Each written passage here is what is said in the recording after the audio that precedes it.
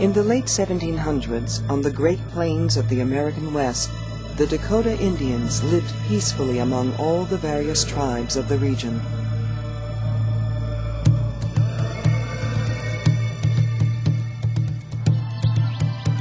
The Dakota enjoyed a rich life hunting in the forests and on the plains trapping and fishing in the rivers. Their bond with the land was strong, deep, and spiritual. They worshipped it as the creator and sustainer of life. To the Dakota, the land was everything.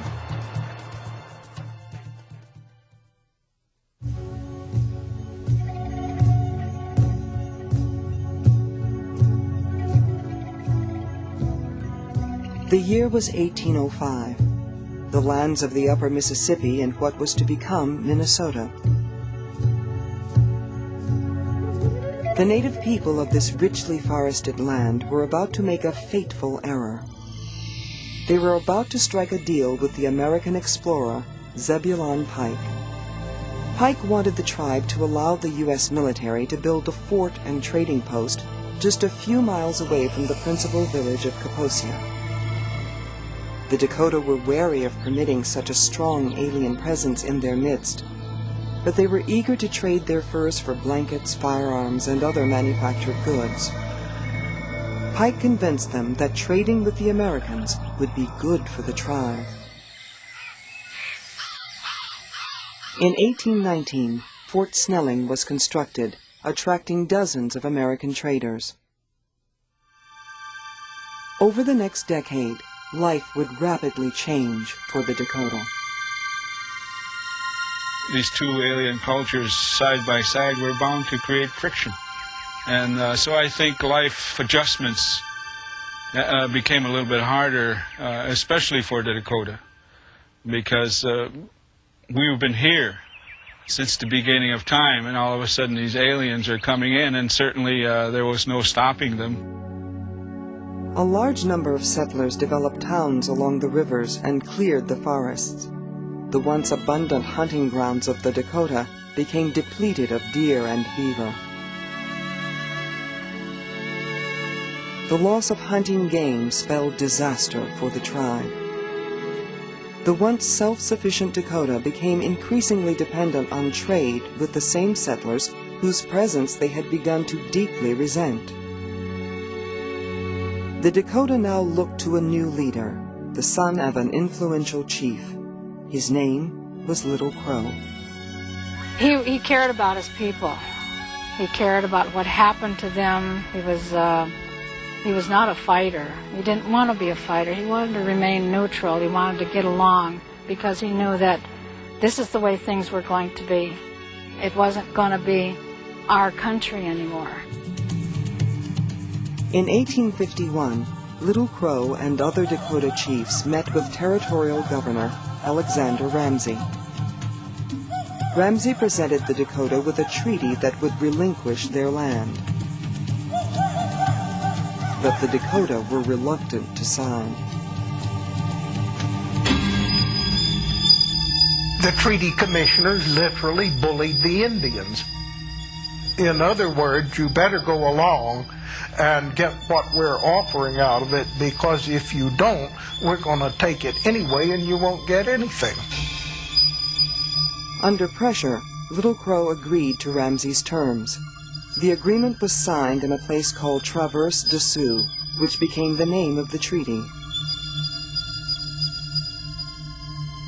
The Dakota people prepared to depart for the reservation, a narrow strip of land along the upper Minnesota River.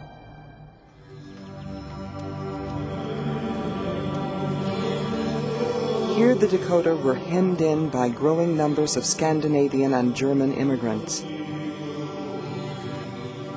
The Dakota were to become reservation Indians, leaving behind the rich and beautiful land they had cherished, where they had roamed for generations. Crop failure and lack of hunting game left them dependent on food and goods that were to be provided by the U.S. government as promised in the Traverse des Sioux Treaty. But the blankets and food promised in the treaty often arrived late and in poor condition. the Indian agencies refused to distribute treaty goods, while Washington delayed payment of the money owed to the Dakota. To survive, the Dakota purchased needed goods from traders on credit. These traders of the 1850s were vultures. They kept the Indians in debt. It was a predatory system. The traders were there to make all of the profit they possibly could from the dollars that were due to the Indians, and they succeeded in doing that year after year. 1858. With most Dakota hopelessly in debt and all of their treaty money going directly to their creditors, Little Crow and the other chiefs agreed to sell the U.S. half of their remaining land. But the Dakota never saw a single penny from the land sale. All of it went directly to the traders to settle past debt. The Dakota, once thriving and self-sufficient, were now totally dependent and hungry. Very hard to watch your child cry because they're hungry. So you get angry. So eventually it got to the point where the warriors said, we can't sit here and watch our kids die in this manner, or our elders die in this manner, this slow death, this genocide, what they're doing. August 1862. A hungry group of Dakota tried to break into a government warehouse full of food. Little Crow was called in to mediate. He told the Americans, when men are hungry, they help themselves. One trader, Andrew Myrick, answered, so far as I am concerned, if they are hungry, let them eat grass. These words set fire to the smoldering rage of the Dakota and triggered a chain of tragic reactions. A group of angry Dakota youth shot and killed 5 settlers. Rage and a desire for revenge rapidly overtook the Dakota. Young warriors formed war parties and urged Little Crow to lead them in battle against the settlers. Little Crow, who had long sought to find ways to peacefully deal with the settlers and their government, reluctantly agreed to lead the Dakota in what he believed was a hopeless campaign of violence. For the next 5 weeks, Dakota rage spread across the land like prairie fire. Little Crow's warriors took 250 settlers hostage and killed hundreds more.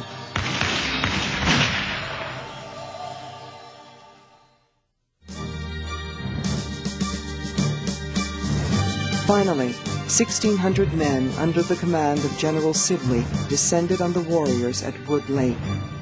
Though Little Crow and many Dakota escaped, they had become weary of war. Their rage spent, the Dakota warriors saw the hopelessness of their war as Little Crow had warned them. Defeated, the Dakota surrendered and released their hostages. 400 settlers had been killed. The Dakota would have to pay. Sibley headed a military commission to administer justice. Trials, however, often lasted no more than 5 minutes. In the end, the commission sentenced 303 Dakota to death by hanging. Despite the angry protests of the citizens of Minnesota, President Abraham Lincoln reduced the number of condemned Indians to 38. December 1862, Mankato, Minnesota.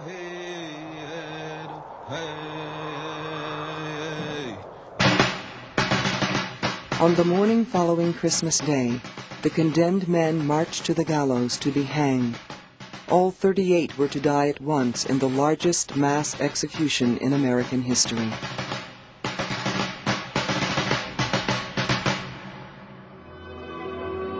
The remaining Dakota Indians were forced to leave their ancient homeland in Minnesota for a distant reservation in what is now the state of South Dakota.